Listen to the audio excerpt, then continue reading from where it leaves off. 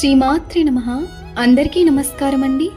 లలితా సహస్రనామంలో 46వ శ్లోకం. నిష్కారిణ నిష్కలంక నిరుపాధి నిరీశ్వర నిరాగ రాగమదని నిర్మద మదనాశిని. భావం: ఏ కారణము లేనిది, ఎటువంటి దోషము లేదా పాపము లేనిది, ఏ విధమైన అవిద్యా సంబంధమైన ఉపాధులు లేనిది, తనకు పైన ప్రభువు అను వారెవరూ లేనిది, రాగము అనగా కోరికలు లేనిది, రాగమును పోగొట్టి వైరాగ్యమును కలుగుచేయునది, మదము లేనిది, మదమును పోగొట్టునది. ఒక్క నిమిషం కళ్ళు మూసుకోండి. అమ్మవారి ముఖాన్ని ఊహించండి.